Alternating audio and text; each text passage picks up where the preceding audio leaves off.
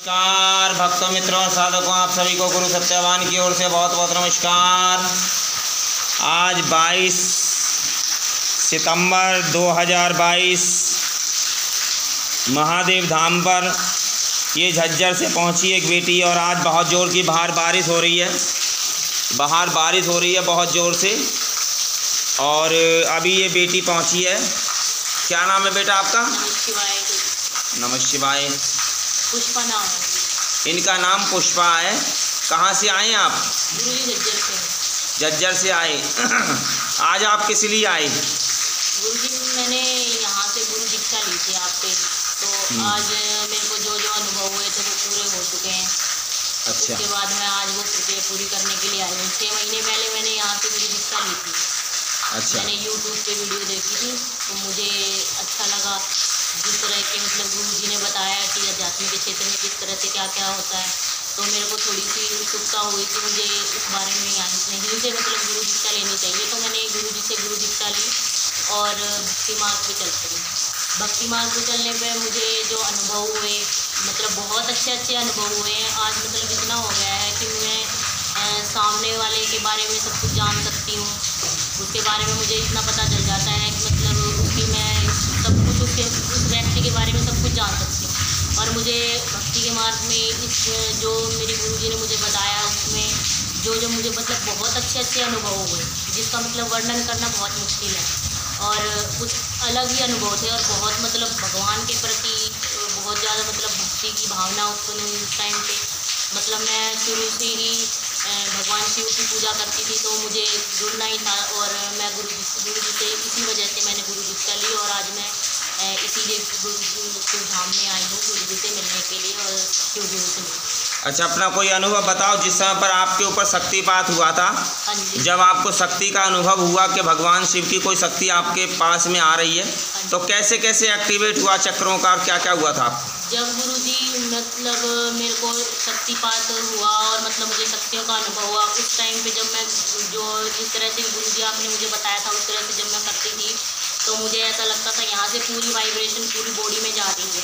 और पूरी बॉडी में वो वाइब्रेशन जो होती थी वो पूरी की पूरी ऊपर नीचे जाती थी, और मेरे चक्रास जो थे वो पूरे घूमते थे, और मुझे पूरा अनुभव होता था उस चीज़ का।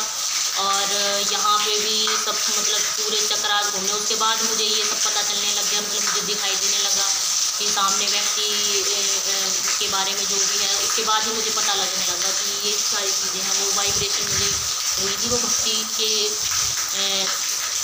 जब मेरी भक्ति हुई थी उसी टाइम पे मुझे ये अनुभव हुआ। जब आपने साधना आरंभ करी बताए हुए तरीके से, उसके बाद आपको ये सब अनुभव हुआ? हाँ जी, जिस तरह से आपने बताया था, जिस तरह से गुरु जी ने बताया था, उसी तरह से कि तब मुझे ये अनुभव हुआ। पूजा तो मैं पहले भी करती थी, पर इस तरह के अनुभव कभी नहीं हुए थे। जिस तरह से गुरु जी ने मार्गदर्शन किया, उस रास्ते पे चलने पे मुझे वो अनुभव प्राप्त हुआ। तो ये वही बेटी है झज्जर से जिसका मैंने पहले वर्णन किया था कि हमारा एक शिष्य और हैं, इनके पति भी साथ में आए हुए हैं और बच्चा भी साथ में आए हुए हैं इनके। ये बच्चा बैठा हुआ है।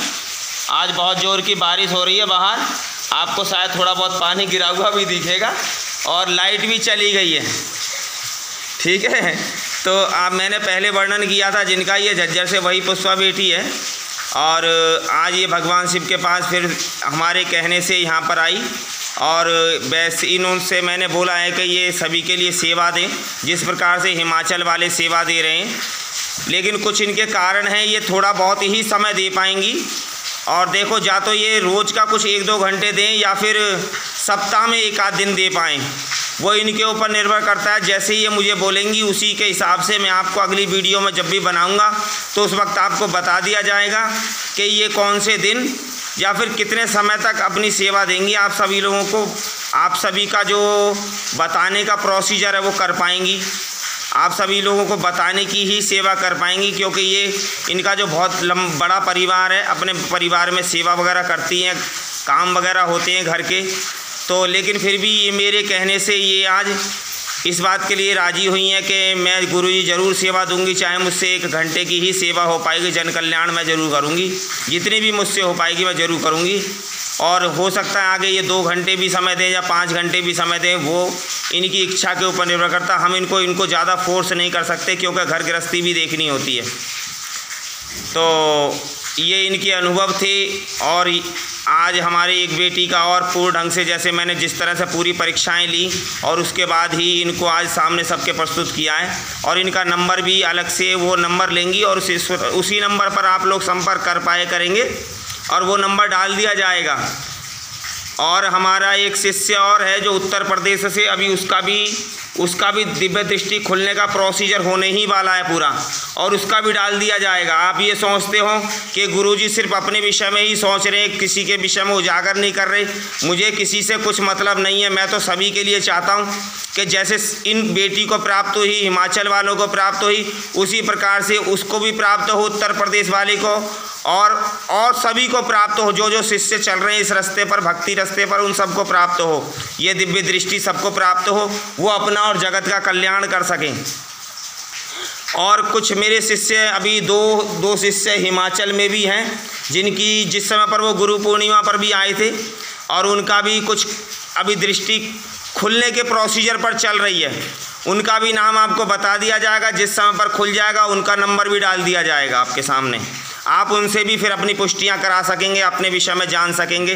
बाकी ये बेटी को तो हमने अब सबके सामने उजागर कर ही दिया है, और ये स्वयं अपनी इच्छा से उजागर हुई हैं कि हाँ, मैं चाहे 1 घंटे का ही समय दूँ लेकिन मैं जन सेवा जरूर करूँगी। नमः शिवाय। शिव गुरु की सदा ही जय हो, सदा ही जय हो, सदा ही जय हो।